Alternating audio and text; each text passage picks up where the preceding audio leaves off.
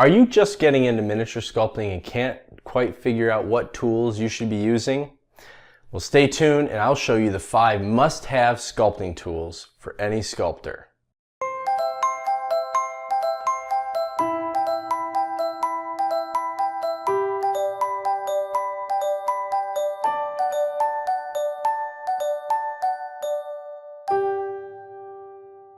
Hey there, welcome to the Mini Sculpting Super Show. I'm Tom Mason, and over the past several months, I've gotten more and more comments and questions asking about what sculpting tools they should use and what putty they should use. So this is the first episode in a series where I'm going to go back through and kind of update things and show you kind of the basic things you need if you really want to get started in sculpting miniatures.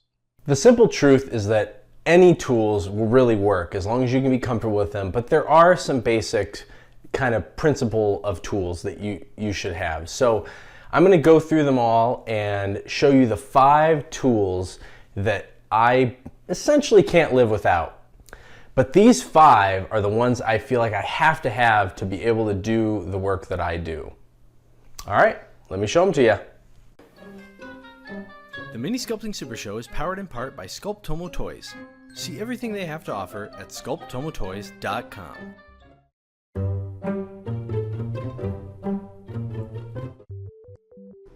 The first must-have tool in any miniature sculptor's arsenal has to be a large burnisher, preferably a metal tool like this one. I prefer to use the Wax 5. It's a tool that's been used for years and years and years, popularized by a lot of Games Workshop sculptors, and I absolutely love this tool. It's got 2 heads on it, but I typically only use the smaller tapered head, and it's large enough to burnish and manipulate large areas, but it has some really unique qualities like the tip that allow you to cut in details and do a lot more in a small area than you might think. I use this for probably 75% of all my sculpting, so I can't really illustrate enough how important this is. And it works great whether you're sculpting with putty or polyclay.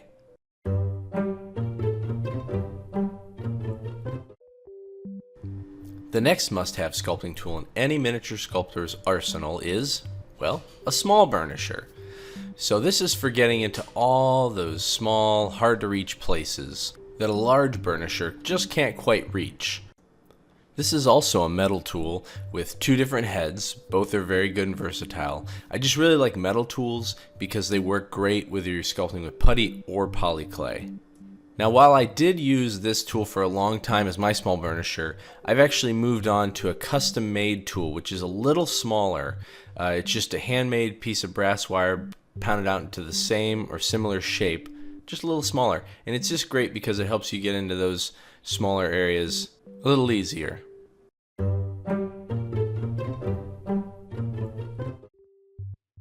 The third must-have sculpting tool for miniature sculptors is a hobby knife. In my case, I most prefer a scalpel, even over an X-Acto blade, but X-Acto blade's another great tool and a little easier to find. But the scalpel is so great because it's super versatile. It has a long, straight edge, but then it also has a curved edge. So not only can you make those typical long cuts with an X-Acto knife, or get in with just the tip, you've got that rounded edge, so it allows you to kind of control the length of the cuts and marks that you make into a sculpt a lot easier. Knives like this are great for putting in that really fine, sharp detail that your small burnisher can't even do. Whether it's cutting in the elements like eyes, or working on belts and other elements like that where you just really need to have a nice, sharp, straight edge. You can't beat a good hobby knife. It's also invaluable for making pre-made elements to put on your sculpt, like capes and well, I said belts before, but sometimes you want to apply it separately, and there's no other tool that can do that like a hobby knife.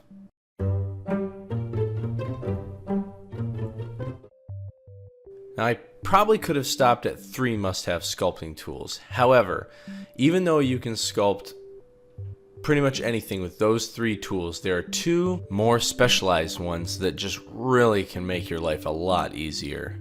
The first of these other must-have tools is a probe or a needle.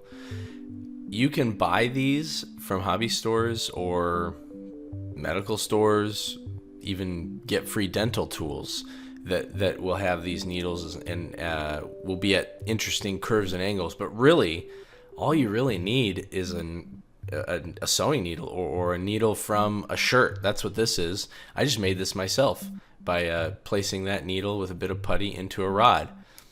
I also have a second side, which is the same needle, but I just bent it and curved it a little bit. You can think of the probe as a specialized version of your small burnisher and your hobby knife, but it does what those can do a little bit better, at least for the fine details.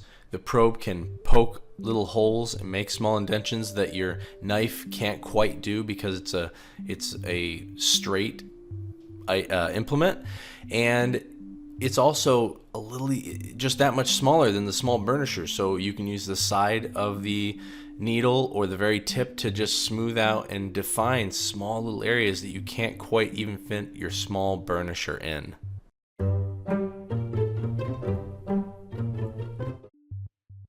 Now, depending on where you are in your sculpting journey, the last must-have sculpting tool for the miniature sculptor is the clay shaper or color shaper, depending on the firmness or whatever you get.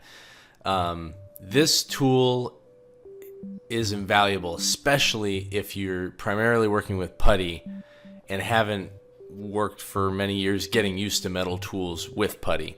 Putty's so sticky, but these tools are silicone tipped, so they will not stick to putty like Green Stuff and Procreate.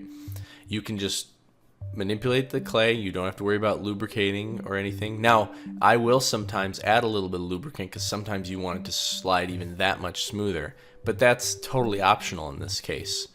It also works pretty well on polyclay. However, it does tend to stick and pull to the polyclay just a little bit, so you need to be a little careful with that, and in that case I will use a little bit of lubrication.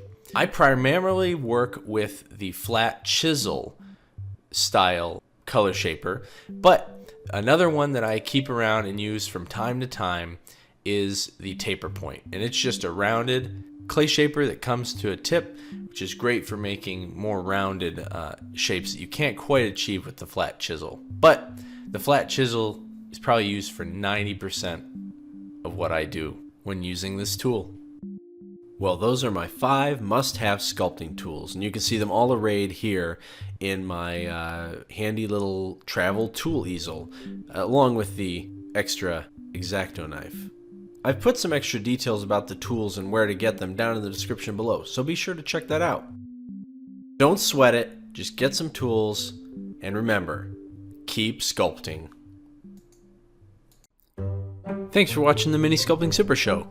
If you'd like to learn more about sculpting miniatures, subscribe and hit the notification button so you can find out whenever I post a new video, or check out some of the other videos on screen. If you'd like to support the show, check out my Patreon or head on over to my web store at thetommason.com.